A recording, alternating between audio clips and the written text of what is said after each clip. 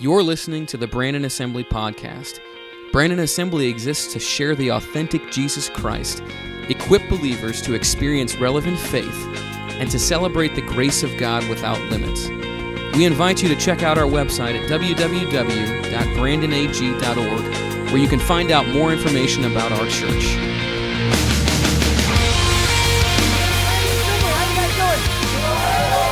I'm glad like 3/4 of you are good. The rest of you will be good by the time it's over. Hey, welcome. So excited that you are here this morning. My name is Brent. I'm your lead pastor. And if this is your first time here, we are so excited that you are here. If it's you've been here 5,000 times, we're so excited you're here as well. I know God's going to move and do some awesome things in this service this morning. Hey, as we get started, I want to keep you updated. I'm trying to put it on my calendar to mark that the last Sunday of every month, I remind myself to keep you updated about Elsa's House of Hope and just kind of what's going on there. And so if you go to the next slide, you will see some of the things that's happened over the last month in our orphanage in Nepal. If you're not familiar with Elsa's House of Hope, that is our personal orphanage that we run and operate in the nation of Nepal in an area called Pokhara. And if you'll look on the pictures on the left, they actually went this month to a water park, or not a water park, but a pool, which is about like a water park to them because they don't have a lot of these. And they got to go to a pool. They also did some painting this week. There was a video that I couldn't download and show you where they're singing this really cute little song too. But anyway, but also if you notice in the middle, some of you have followed this on Facebook, and if you're not friends with, it's Elsa's Garung. It had to be written up that way. But make sure you become friends with them because you get updates of what's going on. But in the bottom middle, you'll see one of the girls had a birthday party, and lots of them have had it in the last couple months. And I haven't really mentioned this a lot. But these birthday parties, these celebrations, are the first time these girls have ever had a birthday party in their life. Yeah, I mean, it's just beautiful. Just beautiful. All these things are first. These girls going to school, every one of the girls in our orphanage, this is the first time they had ever gone to school ever. Many of them were, a little bit older, and so they were way behind. They had to catch up, but they're doing a great job with that. So anyway, God's doing great things through Elsa's House of Hope. Thank you for your giving. Thanks for being a part of that. And it's exciting. I'll be there at the end of October, and so I'll be able to shoot some video and come back and share it with you guys then. But thank you so much for being a part of Elsa's House of Hope. And then lots of people asked about my vacation. Some people noticed I wasn't here last week. I don't know if that's good or bad, but hope you missed me. I missed you guys. Vacation was awesome. I was able to go up to the Wyoming area. My sister Bettina lives out there. Many of you might remember Bettina. She was the worship leader before Pastor Brad. And Bertina's doing great. She sends her love. She misses you guys. She actually watches us every Sunday morning because of the time difference. While she's getting ready for church, she puts it on and listens to us and watches us online. In fact, if anything is ever wrong, she's the first one to text. Like usually I find out really early that something's wrong with the video or something. And but she sends her love. It was a great trip. We got to go to Grand Teton National Park, which is right below Yellowstone. I've shared this with some of you before, but I've been around the world. I've been able to experience a lot of different cultures and a lot of beauty of nature in a lot of different places. I believe personally, in my own opinion, that the most beautiful place on the planet that I have ever been is the Grand Teton Yellowstone area. If you've never been there, get there sometime before you die. You need to make it a point to get there. It really is just breathtaking and beautiful. And we got to see lots of animals. Everybody always asks about that. We actually saw 2 moose, tons of antelope, sorry. Looks similar. Tons of antelope, some deer. There was actually deer in Bertina's backyard one day, and lots of rabbits and things like that. But we actually saw one bear from a distance, which was really cool. And they everywhere you go, in every convenience store that you stop in or pop into, they all have these canisters that are kind of like blowhorns. That if you see a bear, you're supposed to buy these, and if you see a bear, you blow it so it scares the bear off, right? And I'm told that back in the day they actually gave away bells and whistles. So that if you saw a bear, you could make a bunch of noise and it scares the bear off, if you don't get attacked by a bear. And actually, my brother and my sister were on one of the trails we were hiking on. They were way behind us because they had to park their car after us. And so they were way behind us. And so I didn't get to experience this, but a baby bear ran across the trail right in front of them, followed by a mama bear, like maybe 15 feet from them or something like that. And one of the other interesting things that we learned while we were there too is that, you can tell what kind of animal it is by what they call scat, which is poop. Okay, are we allowed to say that in church? It's poop. But they call it scat because it sounds a little nicer. And so you can look at this scat until it's a raccoon or a deer or an antelope or an elk, right? And you can do the same thing with bear. And the way that you can tell the bear scat is because it's full of bells and whistles and blowhorns that people. All right, that's just a joke, but you get the idea. Hey, This morning is really, really different than usual. I pray that you're going to enjoy it, but it is very different than usual. If you're a first-time guest with us, just be aware of that. It is very different. This is really, I don't know if you've grown up in a family where you have family talks every once in a while. And it's like, all right, everybody at the dinner table, we got to talk about what's going on. This is a day that's really a family talk is what this is. Because we are in a unique season within our church. I believe we're in a special season, a crucial moment within our church. I think in every life period, there's opportunities that you have to seize when they come up. I'm a big sports fanatic. If you know me at all, you know that. In every football game, there's opportunities that you have to seize. And if you don't seize that opportunity, when they fumble the ball, if you don't get on it, it really is devastating. And there are these opportunities that arise here or there every once in a while that you really have to be on top of. And I think our church is in a tremendous season of grace in our church to do a tremendous amount of good and set our foundation for the future because of building this new campus and what God is doing there. I think this is proverbial, our crossing over period, as we talked about a lot last year, and crossing over into a new season in our church. And I think it's a time that we need to be more proactive and less reactive and ready for what God wants to do. I think it's a tremendous season because our world is rapidly, rapidly changing, and we have to continue to change to reach the world that's changing. Does that make sense? Alton Garrison is the assistant superintendent of the Assemblies of God of America. He's the second in command of all the Assemblies of God. He spoke at our, what we call district council this year, a couple months ago. And when he walked on the stage, the very first words that he said, the first words that come out of his mouth were, "I have been educated to reach a world that no longer exists." Think about that. He was talking about his days in college, his time. He said, "I have been educated to reach a world that no longer exists." Because our world is rapidly, rapidly changing. Now, we know that. We see this. The world looks different today in 2016 than it did in 1986 or even 1996 or even 2006. It is rapidly, rapidly changing. So with that being said, we must be willing to change with it. We must be willing to change. We must be. It's really one of the things, it's not an option. Nobody seems to love change in the world that we live in, but we have to be willing to change alongside of it. One of the things we say a lot in our church or occasionally in our church with our leadership and when I teach leadership and do different things like that around, one of the things that comes up a lot is that you marry the mission, but you date the model. You date the model, marry the mission. Marry the mission, date the model. Let me explain what I mean by that. The mission of an organization, it could be the church, it could be anything, but in our case, the church. The mission of the church, you marry that joker. It is not changing. We talked about this a couple of weeks ago. It is the Great Commission. Really, every church in the world has the same mission to seek and save the lost and disciple them and raise them up to be and so you marry that mission. That is never going to change. But the model of church, the way church is done, is something that you date. It's great for a season, but it's not going to be lasting. Because the world we live in is rapidly changing. Don't you know, the same way you did church and you grew a church in our church started in 1959. The way you grew a church in 1959 and the way you grow a church in 2016 are very different, right? And in 1959, you could still knock on somebody's door. They would invite you in their house, possibly. You could have coffee or tea with them while you shared the gospel. Anybody answering the door when a stranger knocks on your door now? Like nobody you don't even answer the phone now if you don't recognize the number, right? That's the world that we live in, right? So the model of ministry is changing. We can't say, all right, we're going to do door-to-door evangelism this month. Yeah, I don't think it's going to be very fruitful. If somebody does let you in their house to talk, they might be a little crazy and you might not should be in their house. You know what I mean?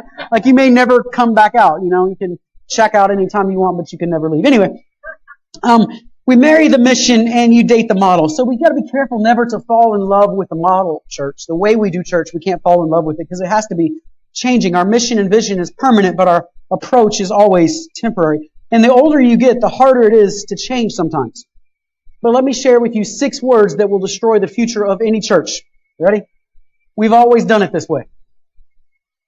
We've always done it this way. Well, that's great for the season of the model. See, models have a shelf life. They work for a while, and then they don't work anymore. They have a shelf life. Now, a wake-up call to us in America is this. And let this sink in. 1% of American churches, 1 out of 100 American churches, are growing through conversion. 1% of American churches are growing through conversion. Another small percentage of churches in America, period, are growing. We're in a unique church that is growing, but 1% is growing through conversion. Now, there are probably lots of reasons for that, and there could be all kinds of reasons given and all that. But one of the reasons is because people don't want to change the model of ministry. The culture's changing a lot faster than the model of ministry is inside of a church. So we're still trying to reach people the way that we reached people in 1986 and not 2016. Are you with me? Models have to change. We have to consistently be moving and changing and adjusting models. It's not the mission. We're not changing who we are as a church. No church should be changing their actual mission. But the model of ministry has to change. It's the same reason why if you got, called, if Michael got called to be a missionary in Zimbabwe, well, you can't go in there and speak English and dress like an American and do everything like American church and expect that to reach people. Because it's a different culture. The American culture is rapidly changing. Therefore, we have to be able to change our way of reaching the culture, which is one of our core values anyway. Creativity is one of our core values. Creativity, by that we simply mean that being led by the Spirit means being willing to try new things. It's really changed, but we didn't want to use the word change because creativity sounds cooler. It's really changed. But being led by the Spirit means being willing to try new things. If the Lord is leading us, then He has to be leading us to step out into water, to step onto the water, to do things that have never been done before. In fact, we talk about a lot in our church that we should be failing from time to time, and we have some great failures I could tell stories about, we could all laugh. But we should be failing from time to time because if you're never failing, you're never trying anything different.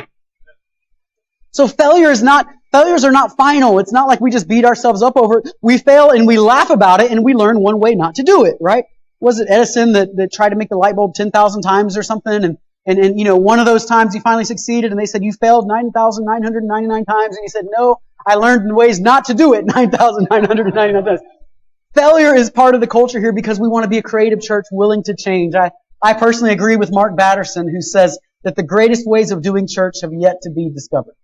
And I think we have to be consistently changing and willing to try new things. Now, in our church, we have what I would call big vision. And I really wish I had a better way of saying that because I feel like that word vision is overused. But just stay with me. We have what I would call big vision. Let me just share with you some things that are going to be changing in our church over the next 1 to 5 years. And I'll give you some time on these that are beautiful, awesome, new, innovative things, or new for us, at least innovative things that are going to go on. Hopefully next year, the plan is next September, but we'll see if it happens that fast. But about a year or less from now, we will be starting our very own school of ministry. Part of the reason and things that happen with me getting my master's degree, a graduate degree, is that I can dean a school. I can oversee a school here that you can get credentials with the Assemblies of God. If you want to be ordained or licensed or certified with the Assemblies of God, you'll be able to come to our school of ministry. On top of that, you'll be able to get, and I've already been in communication with them, credits with Southeastern University towards an actual degree from there by coming to our school of ministry here. And that's something that, Lord willing, would start like next September or so. And that is an exciting new thing that would be starting. You good with that? Does that sound exciting? Another one that's probably about a year out or so is Accelerate Orphan Care. Some of you will remember Accelerate. My friend Alan Griffin, comes and speaks every once in a while. He's my brother from another mother, but he's like, 6'3" and black and looks like Will Smith and can play basketball, and I just think I can play. Anyway, and Al comes every once in a while. Al runs a ministry called Accelerate, and amazing ministry to orphans. And we want to start Accelerate inside of our church. Accelerate essentially, and I'm going to, not going to give this justice, but essentially when an orphan who grows up in the foster care system, when they turn 18, they're essentially just kind of shoved out into the world. There's not a lot of help that they get. Well, you know how hard it is, period, to be 18 and shoved out in the world if you have parents who love you and take care of you. But when you don't, it's really, really difficult. So he started a ministry to help these orphans who are older teenagers, high school age, that not only disciples them in the gospel, which is always the most important thing, but also trains them and raises them up and gives them just practical life skills. How to get a job, how to keep a job, right? How to write your resume, how to fill out a college application, all these things. And they've seen tremendous fruit from it. You may remember one of the carrots, so to speak, that they put on the stick to get kids to do this is that they give them a car when they graduate. It's not a brand new car. Don't freak out. Everybody wants a car. It's not a brand new car, but it's a good used car. It's the kind of thing as a parent you would want to give your child when they graduate or something. And so when they graduate from this program, they get a car, and it's a big deal for these kids who have generally not had much ever given to them. And they're able to go through this, and they've had a tremendous success rate of children giving their life to Christ. You might remember, it's probably been 3 months ago or so now, I showed you a picture of a young man by the name of Elijah. And Elijah had grown up in the foster care system, had bounced around from place to place. Now he was called into ministry. He was on his way to the university. He was going, and God's just moving in his life. And that's Accelerate Orphan Care Ministry. We want to start that in our church. That's something that maybe over the next year or so would be started that has a tremendous impact, but we can't do it because of the size of our building now. We don't have the space for things like that. So anyway, that's one of the other things that we would be starting before too long. Another one would be churches in other countries. Other orphanages, other children's ministries, things in other countries. We want to be able to start churches that are essentially like satellites at first, satellite campuses in other countries. So let's say Haiti. I'm just making up a country, but let's say that we start a church in Haiti. Our goal is never to own a church or to make them dependent on us. Ours would be the purpose of helping them for maybe 5 years, 3, 5, 6 years, something like that. And you put them on a plan that says, we're going to help you start. We're going to give you a foundation. We have no business being a church in Haiti in 20 years. So we're going to slowly start taking our hands off of you. We're going to allow you to raise up, take your hands off of you. We're going to do what's called the indigenous principle of hiring an indigenous pastor, somebody who's from that country, who understands the language, who understands the culture, much better than the American who's trying to go there and minister. They already know the culture. And we help them plant a church, and then we take our hands off of it in 4 or 5 years because we don't need a church in Haiti or wherever. And that's one of the things we'd want to start. Just like the orphanage in Nepal, we want to start other orphanages in other places as the opportunity arises. Possibly some kids ministry in other places that we could start after school type programs in other countries that is very much needed. And so we have big vision. One of the things that would be a 3 to 5 year plan inside of our church that I think a lot of people seem to associate with, they seem to understand, is that we want a single mom / battered woman's shelter in our church. That is, I hate using this word because it has negative connotations, but you're going to understand what I mean. It's a halfway house for the single mom who can't make it and they're getting kicked out. This is a huge problem in our society. The man has walked out. Yeah.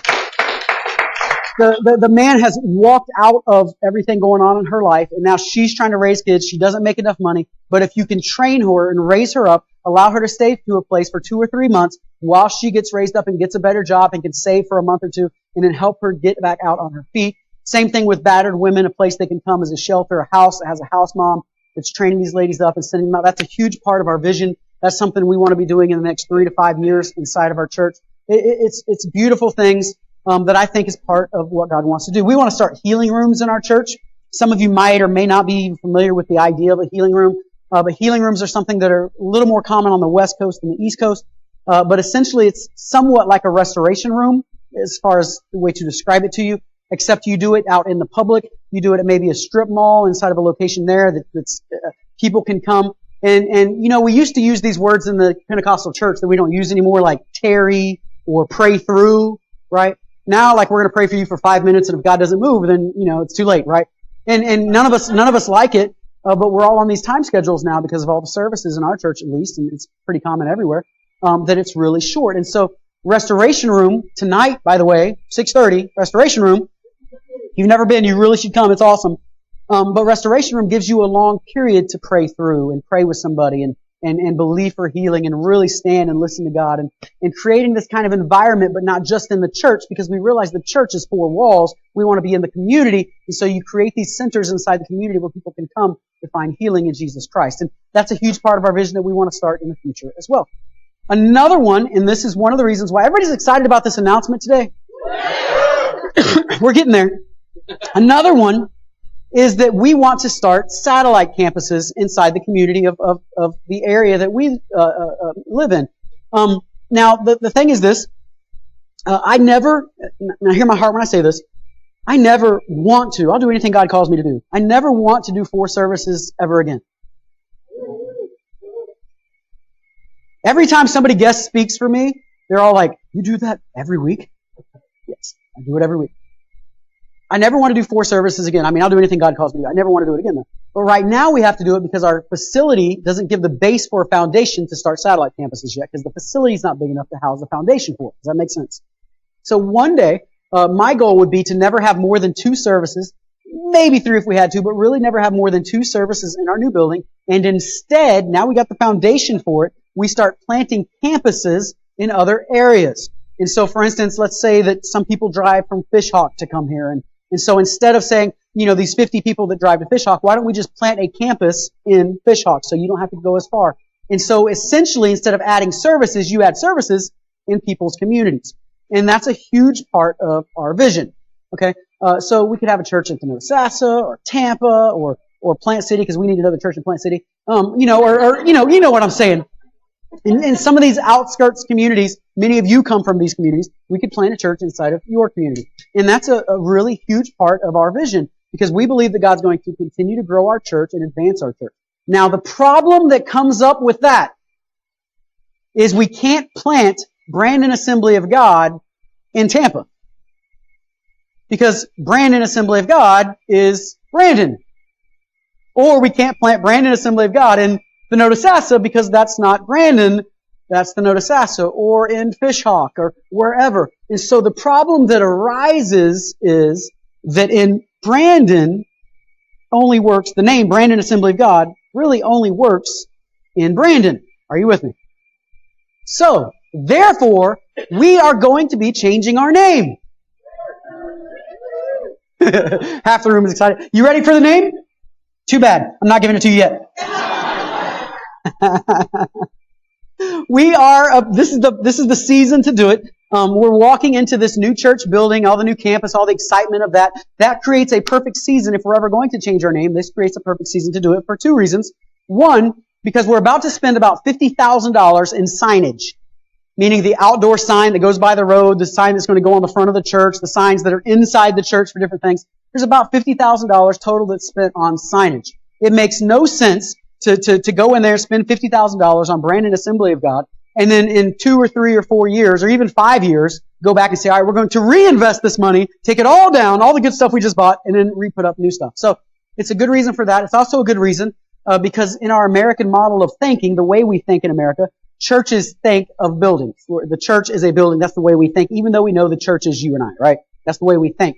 So if we change our name, and we stay in the same location, people will always call us by our old name. That's just the way it is. It'll take years. It'll take a decade before people transition their mind to think, all right, that's not the name anymore. But when you actually move into a new church, it helps people to think, because of our American model, it helps people to think this is the name of the church. It actually helps them to be able to change with it. So we need to change the name of our church. I want to be very clear on a few things here. And that is, first of all, that our name, Brandon Assembly of God, has served us so well for almost 60 years. Almost 60 years. Yeah. I am not, or say it this way, we are not running from our past. Sometimes people change their name because they're running from their past. So they have a bad reputation, so they're trying to change, so they change their name. Or they're trying to change their identity. They're trying to change who they are, so they change their name. We're not doing either one of those things. We are not running from our past. We're actually running into our future. Those are 2 different things. For instance, when my wife married me so many years ago, her last name was McDonald. She didn't say, I hate McDonald. I hate that name. I hate my family, so I'm going to change it to Simpson. She didn't do that at all. She didn't hate her identity where she came from. She was rather accepting the identity of where she was going. Are you with me? We are doing the same thing, and I want to honor and praise and just be very delicate and clear with you. I love Brandon Assembly of God. I love what it has meant to this community. I love the title is what I mean. We are Brandon Assembly of God. The title, I love what it has meant for this community. I honor Pastor and Sister Wynn, who are in the back. Yay.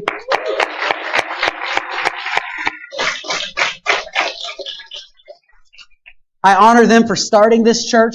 It is beautiful what they did in 1959, standing completely in faith before anybody helped them, before somebody was going to supply their needs financially. They said, we're going to start a church, and they started in the Women's Center in 59, bought this property in 61 when it was not much more than a dirt road in front of it, and bought this property and started growing this church here. I am so thankful for this foundation and for this heritage. I am so thankful for that. I honor them. I thank the Lord for this heritage. And I have great affection for the name Brandon Assembly of God, as many of you do as well. And I want to be clear, one of the first people we talked to when we started this process and started looking at a new name, one of the first people that we talked to was Bill and Barbara, Pastor Bill and Barbara, because we wanted to have their input, because we wanted to honor them, because we wanted to be able to come next to them and say, what is your thoughts about this? We realized you started this. This is your baby, okay? And so we honor the name. But at the same time, we want to show you that we have biblical precedents for changing a name. We have biblical precedents. God oftentimes changes a person's name when their scope of ministry changes. I don't know if you've ever noticed this, but whenever God changes somebody's name in the Bible, it's almost always, or actually as far as I can tell, it's always because their scope of ministry is about to change. It's not because they despise the old name, it's because there's a new thing about to happen. For instance, look at Abram. Abram had the name Abram for 99 years. That's a long time. That's a really old person to change your name. I wonder how many people still called him Abram after that. And Abram's not even a bad name. The word Abram, the name Abram means high father. Like, that's pretty good, you know? Like, if I were called high, like exalted high father, that's not a bad name. But God changed his name because his scope of ministry was about to change to Abraham, which means a father of a multitude, right? That's not so bad either, is it? He says, God says your identity is about to change, your scope of ministry is about to change, therefore your name should be changing along with it. On top of that, his wife Sarai had her name changed. Sarai means my princess. That's not, like, I don't care how old you are, ladies, that's not a bad name to have, right? My princess. That's just sweet. And God says your name is about to, or your scope of ministry is about to change, therefore I'm going to change your name. And he changes it to Sarah, meaning mother of nations, which was a big deal in that time period, more so than we could understand today. So your scope of ministry is changing. Let's change the name as well, God says. Jacob, gets changed to Israel. We talked about that just a couple weeks ago, months ago now. And so we won't deal with that a lot more, but you see that his scope of ministry changes. Who he is changes. His scope of his future changes. Therefore, God changes his ministry. There's a guy in the Bible by the name of Simon, and Simon's name changed. There's a good portion of this room that might not even know who Simon is in the Bible. Like, who is Simon? And, well, I know not you guys because it's 9:30 and you guys are all theologically sound and you guys are smart. But, for all those other people, they might not even realize that Simon is Peter. Now, everybody knows Peter. There's a St. Peter's Catholic Church every city, right? Everybody knows Peter, right? But not that many people would even know of Simon, because the word Simon means reed. It's the connotation of being shifty, that the wind would blow through and it would just kind of blow back and forth. It's just kind of shifty. And Simon meant reed. But Peter meant rock. And Jesus looked at Peter and said, and on this rock I will build my church. And he says, now your name will be Peter. Why? His scope of ministry begins to change. A few months ago I told you Revelation chapter 2 verse 17 gives the connotation that your name might change when you get to heaven. That God might have a completely new name for you. Well, in the same way, we believe that God is changing our scope of ministry. I don't think it's rocket science to see this.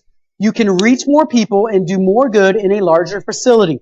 I want to be so clear when I say this, and some people won't believe it, and I don't care what you believe because I'm going to tell you the truth. I want you to be clear when I say this. We are not trying to grow a big church. We are trying to reach people with the gospel of Jesus Christ. We are trying to see people delivered, saved, healed, set free. We are trying to help people experience the God that I experience. Now, as you do that, you will grow a church. But the purpose is not to grow a church. The purpose is to reach people. When we build this church, we are not building bricks and mortar. We are building lives that are being changed. Are you with me? We believe our scope of ministry is changing. That's just a simple fact. In fact, is it interesting that we are on Paul's Drive, that God chose to put us on Paul's Drive? Paul's Drive is Brandon Main Street. I don't know if you are aware of this or not. The zoning for all of Paul's Drive is called BMS zoning. It's Brandon Main Street. We had to fight through a lot of hurdles and things early on because of this. It's a little bit frustrating that it was that way. But within, I'm guessing, 50 to 100 yards of our property is the Chamber of Commerce building. A little bit further down the street is the post office. Right on the other side of that is the tax office. Is it any coincidence that God puts a church that believes we should be a part of the community right smack in the middle of the community?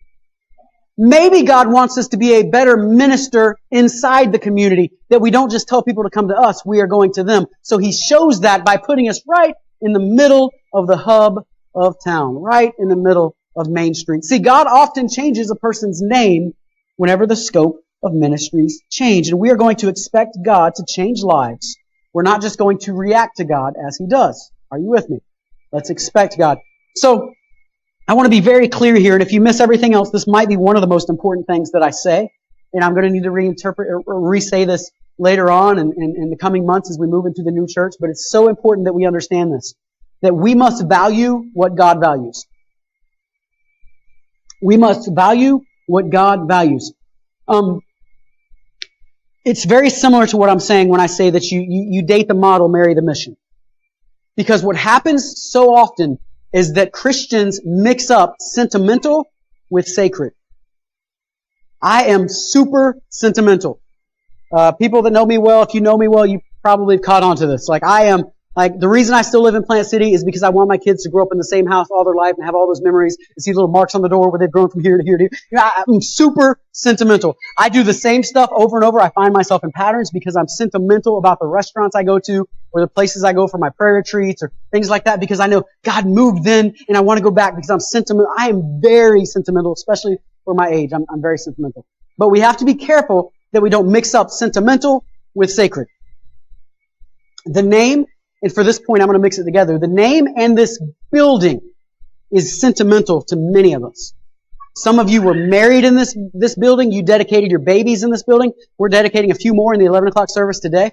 You dedicated babies in this building. You were married. You met your sweetheart, fell in love in this building. You grew up in this building. You grew up with Brandon Assembly of God, and it is very, very sentimental. And I completely get that. I am very sentimental about Brandon Assembly of God and this building. You guys have no idea. This is my first pastorate. This is the crazy group of committee that actually got the idea to hire this young. I used to be young. I'm really quickly running out of that space where I can still call myself a young pastor. They say 40 is the age. I turned 39 in October. But anyway, I was telling them in the 8 o'clock service when I first came, like some of the older folks in the church used to go, I just love it when you just jump up on the stage and you have so much energy and so much life. And I'm like, I've noticed now I take the stairs most of the time. I'm getting old. Anyway, you all amen that. Anyway. But this is the church. This is Brandon Assembly of God. This is the building. This is the church. That's what I mean. That gave the opportunity for me to minister. And if Lord willing, I'll be here till I die or God sends me somewhere else. And as long as you'll have me. But this is the place. This is the place. I've shared this maybe a couple times over the years, but before the committee ever hired me, I was coming up here at midnight and I'm putting anointing oil on the doorknobs and I'm praying over the building and I'm praying over this church and I'm going, God, I know that you have called me to this church. Convince this crazy committee that's it. You know, I know it. Let them know what you've told me, you know, and I'm just teasing about that. But you know what I mean? I was literally coming up here at midnight and praying over the building. It's very sentimental to me. Okay. Let me be clear. This building in the name is not sacred to God. God can destroy this building and raise another one up like that. It's sentimental to you and I understand that. I remember talking to a missionary just a couple years ago, and he was telling me on the phone how he was called into ministry in this church, in a prayer meeting they were having in this church. And he said, I was up at the front and I had tears coming out my face. He said, I wish I had a piece of carpet from that spot that I could take with me everywhere I went because God called me into ministry in that church. That is sentimental, and I completely understand that. I am a sentimental guy, but we have to be careful that you don't make the sentimental things the sacred things. Two different things. And I know for some of us, anytime we have change, it's hard. For some of us, the idea of changing our name is hard because the name is sentimental to us. But what is sacred to God is people. And we should be more concerned with reaching people than we are about sentimental things that we've made sacred. In fact, we've all seen churches or been around churches where they've made sentimental things sacred and they don't care about people anymore, but they are very concerned with their heritage and where they came from, and they're very concerned with the decorations, and you got to make sure you sing this way, and you got to make sure they're not reaching a community, but they are certainly keeping their tradition. Are you with me? So sentimental is not the same as sacred. What's sacred in our church is not our name, it's our calling. What's sacred in our church is not our name, it's our calling. So let's be careful not to mix up the two. While I understand it, let's be careful. And then I think at the same time, when we talk about this name change, another part of it is that we have to once again find our uniqueness within the community. In 1959, when Pastor Wynn started this church, and again, I honor him so much, but when he started the church in 1959, it's a different culture then than it is now, right? In 1959, essentially, if you lived in the South, you were supposed to go to church. It was kind of the way it was. And I'm not saying everybody went to church, but the church had a very different view inside the community than it does now in 2016. And so the idea of just having a name like Brandon Assembly of God, which essentially says, hey, we're a church, that name by itself meant you should come to church. It was a much different world than it is now. So names like First Baptist and First Assembly of God came around because they were proud, hey, we're the first one. In fact, we get called First Assembly of God of Brandon all the time. Instead of Brandon, it's always a pet peeve of mine. And missionaries, different people come in and First Assembly. And I'm like, no, we're not First Assembly. We were, but anyway. And so it was a time period where you could just say, hey, we're a church, and that drew people in. We all know we don't live in that world anymore. You can't just say, hey, we're a church, and that draw you in. You need something that expresses your uniqueness, something that's a little bit like that. A name that helps to reach out to the community. By the way, we have another biblical precedence for this as well. It's exactly what Paul did in the book of Acts. Sometimes we say this. We say that Saul, or that God changed Saul's name to Paul. Have you ever heard people say that? It's not really true. I get the connotation they're making. His name was changed, but God didn't change his name from Saul to Paul like Simon to Peter. Paul actually changed his name. In fact, in Acts 13:9, this is just one little snippet. You read it later, but it says, then Saul, who was also called Paul. Everything before this, he's referred to as Saul. Everything after this, he's referred to as Paul. Why is that? Well, let me explain to you why. It's exactly what we're talking about right here. Saul at birth would have been given two names. Saul was his Hebrew name, his traditional Jewish name. It represented his Jewish background. But at the same time, he was a Roman citizen, so he would have been given a Roman name, and that name would have been Paul. You could say Saul Paul, like a first and second name sort of thing. And so he was given two names. Well, for the first half of his life, he was Saul because he was reaching out to Jewish people, and he was a Hebrew among Hebrews, and he knew the law, and he studied the law. In fact, he was such a Pharisee that he was going to stomp out this new religion of Christianity that was coming around. He was the Hebrew among Hebrews, right? So I was identified as Saul. But now in Acts 13, God calls him and starts calling him to go out and reach out to Romans. He changes his scope of ministry. And Saul says, I don't want to be called Saul anymore. I'm going to be referred to as Paul because it's my Roman name, and my Roman name will give me the opportunity to reach more people than my Hebrew name because they understand it. Are you with me? It's the same reason why people, when they come to the United States, sometimes change their name from, their nation's name where they came from to an English-sounding American name. He's saying, I can reach more people if my name is Paul. Also, the name Paul probably helped him sometimes from going to prison and things like that, because as a Roman citizen, he had more rights than just as a Jewish person. Are you with me? So you have this biblical precedence that says you can change your name. Paul changes his name for the purpose of reaching more people. And we're doing the same kind of thing here. I want to be clear now, if we go to number 4, how we made this choice. Shakespeare said it this way. He said, a rose by any other name would still smell so sweet. I tend to quote that a lot over the years. Because I believe personally that you make a name good or bad. I don't think that there is such a thing as a good or... There's probably bad names, but in general, you're going to make a name good or bad. We've made Brandon Assembly the name good, or we've made it bad. In our case, I believe we have made it good. But the name itself is not going to make a church good or bad. Just looking at our community, there's some amazing churches in our community that, in my opinion, don't have amazing names. You could say Bell Shoals Baptist Church. Bell Shoals is a great church doing great things. I appreciate what they're doing at Bell Shoals. But the name is the name of the street, right? So Bell Shoals Baptist Church doesn't do very well as far as the name, but they make the name great. Are you with me? Does that make sense? So we're going to make the name good or bad. Now, with that being said, how did we come across this new name? The name was chosen through prayer, collaboration, and analyzing our distinctive identity. Starting with prayer. A couple years ago, I was at a prayer retreat. And up in Ocala, again, I'm sentimental. I always tend to go there for prayer retreats. By the way, some of you will be at Camp Sozo in another month when we go to the men's retreat. Make sure you sign up today. Make sure you go to the men's retreat, all you men. If you're not coming to the men's retreat, we're going to make you wear a skirt to church. Anyway, whatever I got to do to get you there. It's really amazing. Please come. please come. It's really amazing men's retreat. I'm not saying that because I want attendance. I'm saying that because it's a life-changing, powerful opportunity for you. Come to the men's retreat. Anyway, but that's Camp Sozo where we go. That's where I take prayer retreats. And I can take you to the spot on the property where I'm walking around and I'm praying, just me and God, and nobody else out there but the bears. And I'm just talking to God and kind of not arguing, but I'm a little frustrated because I tend to worry about tomorrow too much. You know, it's ever there? Anyway. And so in my heart, I knew that eventually we're going to have to change our church name. I know all these things are unfolding, and eventually we have to change our church name. And so I'm kind of talking with God. I'm like, God, well, what are we going to change it to? I mean, there's a million names out there we could change the church name to. How in the world am I supposed to figure out, how to change the church name? How are we going to, what name is it going to be? And on top of that, when are we supposed to change our church name? Should it be like in 5 years, 1 year, 10 years? And I'm arguing all this out with God and talking to Him about it, and I'm a little frustrated in my spirit. And I can take you to the exact spot on the trail where it's like the Holy Spirit just came down and slapped me. I don't know if you ever had these kind of experiences. And the Holy Spirit just came on me all of a sudden and just kind of woke me up, kind of like shaking me. And He said, have I not led you all these years? Will I not tell you when to change the name and lead you in the process of changing the name? And I said, yes, sir. Yes, sir.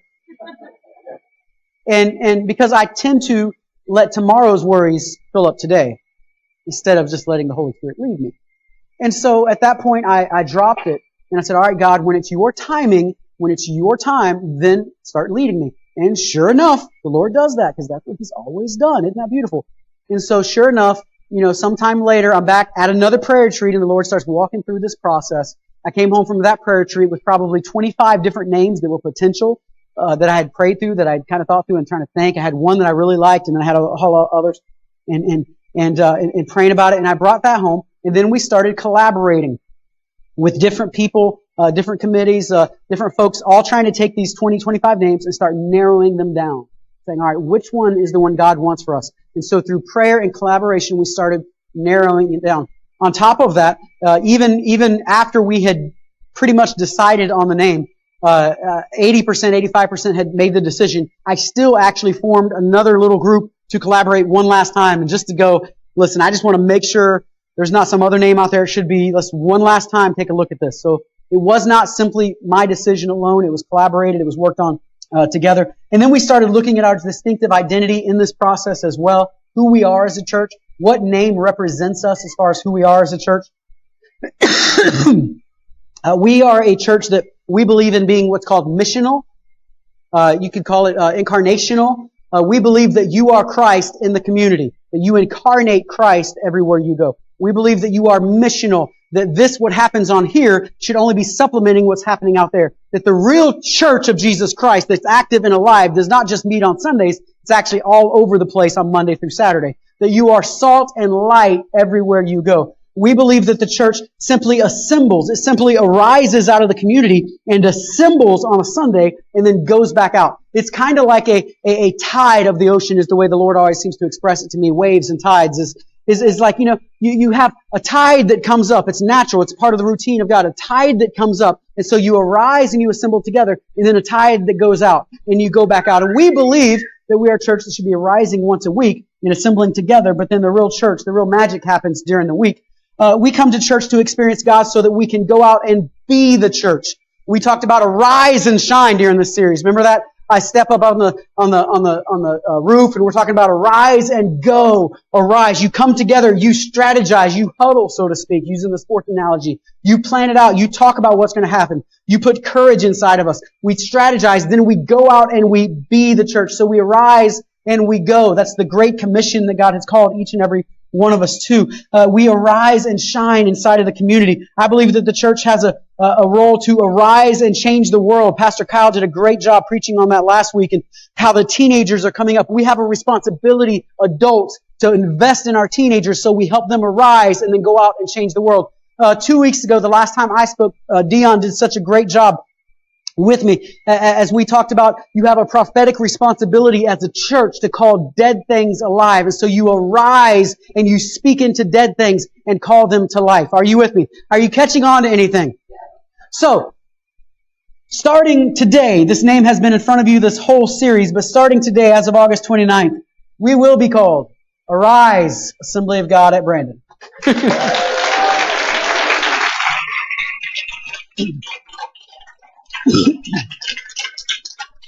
Arise. It's not just a name.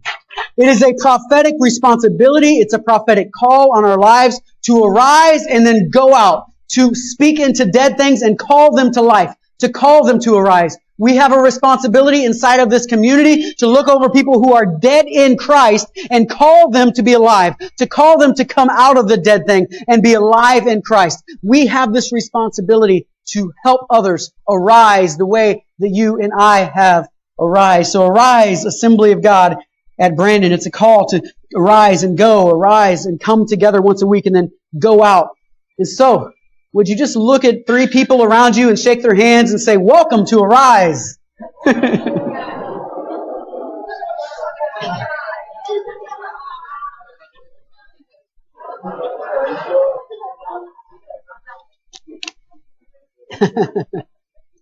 We need a name that's going to be able to transplant into all those ministries we just talked about.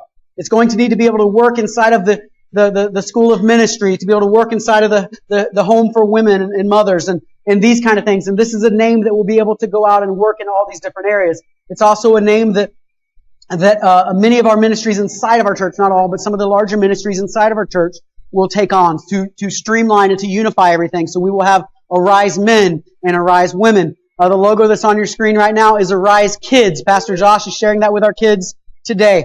Arise Kids will be the future. Instead of Power Kids, it's Arise Kids. And it streamlines everything, puts us into unity, into all of the names inside of our church. The nursery will be Arise Kids Junior. So if I could take you on a, is that sweet? Aw, I didn't have that reaction, but I liked it. Anyway, if I could take you on a picturesque journey into our church, when we walk into our new church, the sanctuary is dead ahead. You got double doors on either side. Over here, you have a cafe. And on the left-hand side, and you can look at the plans afterwards, but on the left-hand side, going over this way, you would actually have the Arise Kids area, which is a whole hallway that have a big Arise logo. So all of the kids' ministries, Royal Rangers, girls' ministry, all the kids' ministries would be underneath Arise Kids. And so you got the nursery, Arise Kids Junior. You got what is now Power Kids or Children's Church, Arise Kids. And then you got Royal Rangers, a girls' ministry, all through that area of a walkway. And so it's really an exciting thing. A couple of the little particulars about it that I think is kind of fun is that we have something to call each other now. Say, what are you talking about? If you ever notice on Facebook and social media, I refer to people as baggers. Because I have nothing to call people. I'm like, I don't want to go, hey guys. I'm like, so I'm like, hey baggers, something to identify us as. And I'm like, that's really a horrible name, but I don't have anything else to do. I tried Baganites a few times and that was even worse. So anyway, and so now with the name Arise, now we can be risers, which I think is pretty cool because you help people arise, you help people take steps forward, steps up towards Christ. So now I can call people risers, which is kind of a funny thing. A new hashtag as of today, a new hashtag will be Arise Brandon. Arise Brandon. So start using that as of today. And also, I want to be very clear on this too. I think it's your next slide right there. Don't put this on social media until after 6 p.m. Okay? I know the tendency is to go, oh, this is so cool, this is so awesome, I got to share it with the world. Wait until after 6 so that everybody else gets to hear the announcement from me. Give me the privilege of that, of being able to share not just the name, but the reasoning, the foundation for this name. Allow me that opportunity. And then after 6 o'clock, share it like wildfire. Put it out there everywhere. I don't care. Put it everywhere. You'll see a lot of our stuff already, and you can share what we'll be doing this week, sharing it. Things you can do during this exciting season of change, during this opportunity that we have, this special, crucial moment in history. Things you can do to help us with this. Number one, realize we're a team. Realize we're a team. You're part of the process. This is not Pastor Brent's church. This is your church. Okay? Take ownership of it. We're part of a team. It's going to take everybody being responsible for each other's individual roles inside the church. You have a ministry. Find it. Get involved in it. There's going to be a lot more serving opportunities coming up here really soon because there's a lot of little tweaks, a lot of little changes that are great, that are going to be really exciting and fun happening in our church. And there's a lot more opportunities to serve. So if you can serve in one of the church services, we would really appreciate it. In fact, one of those in your notes is attend one, serve one. I'll just skip down to that and come back. If you can attend one service and then serve in another service, that would be awesome.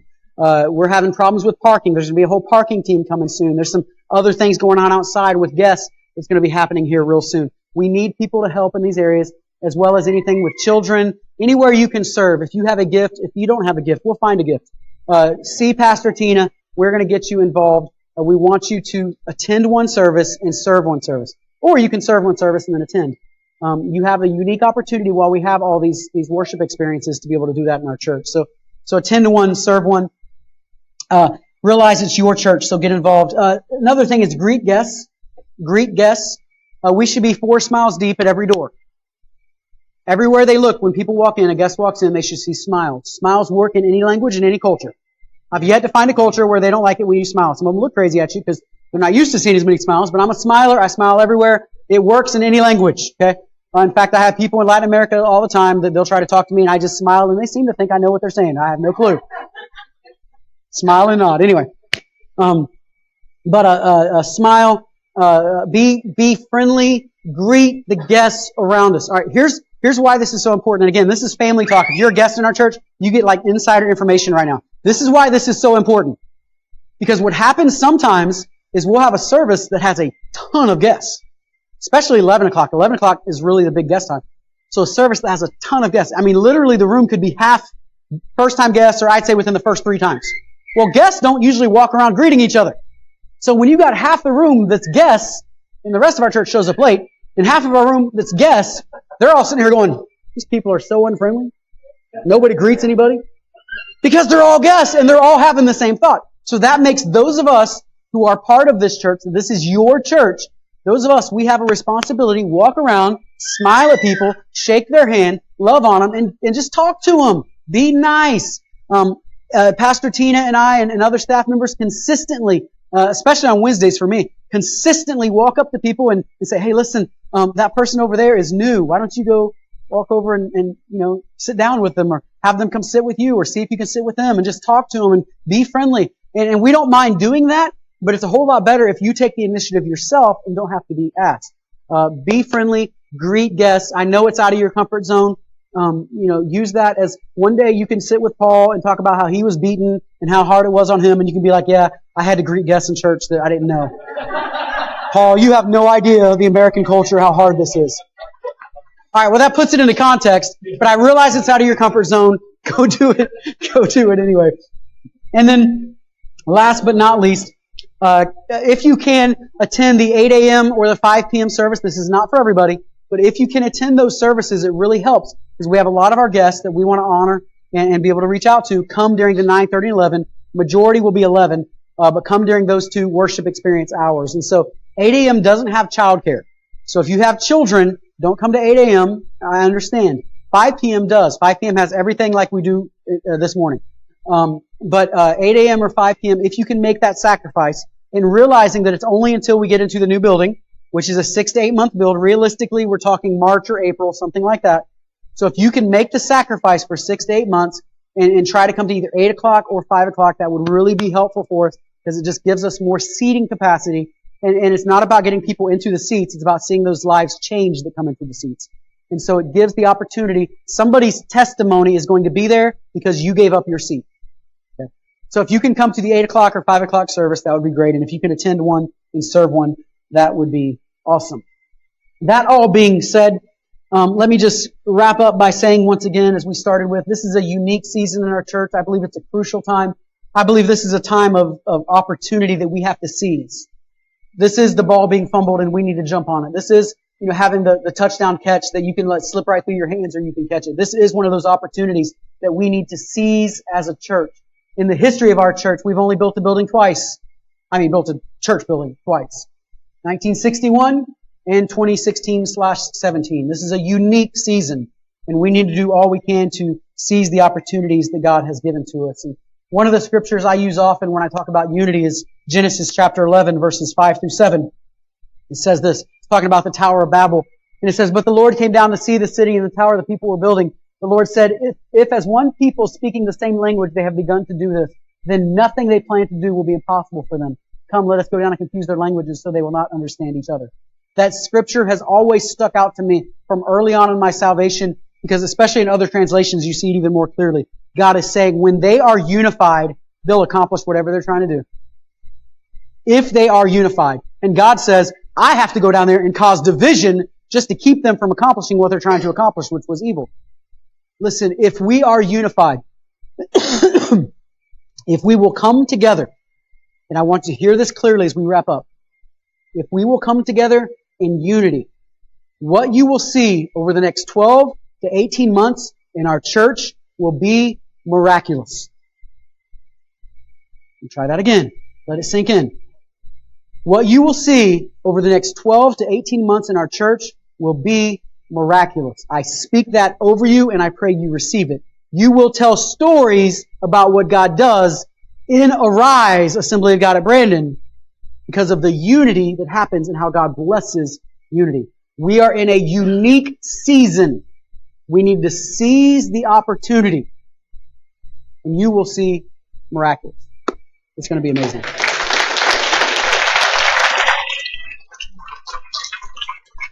So I close with this question, and I want to hear you respond. Are you with me? Will you commit? Yeah. Will you commit? Will you stand with us? Will you fight with us? Will you pray with us? Stay with us. I realize nobody loves change. I don't care who you are. Nobody just loves change. But sometimes we need to change, and I think this is a beautiful opportunity for us in our church. It's an exciting time to be a part of Arise Assembly of God at Brandon. I wonder how many times I'm going to say it wrong. I'm with you, Pastor Brent. Thanks, Steve. As Pastor Kyle comes, let me pray over you. Heavenly Father, Lord, I believe what you have shown me, what you have deposited into this church, the foundation that you have given us, allows us to start fresh with 60 years of experience. It allows us to walk into a new season. It allows us to arise as a church and touch a community, to help people who others would pass up. Lord, not just the homeless ministry, but single moms and people that are struggling. Lord, that the church can be what the church is called to be, and that is a help to the community that shares the gospel of Jesus Christ, not just in words alone, but also in deeds. That we not only arise and pray for people to be healed and see healings, but we also arise and bless people who are going through a hard financial season and help them walk through that season. That we also arise and help orphans who nobody else is helping and be that life to speak into their life. To be that one. God, we are called to arise and then go. So Lord, as we start this new season of our church, God, we give you praise and we give you glory for what you're going to do even in advance. Lord, we are not just reactive, we are proactive. We praise you for what you're going to do because we see it with our spirits even before we see it with our eyes. We honor you in Jesus' name. Thank you for taking the time to listen to this sermon. If this message today blessed you, please let us know. You can email your testimony to info@brandonag.org. If you would like to make a donation to our church, please visit our website at www.brandonag.org and click the online giving tab.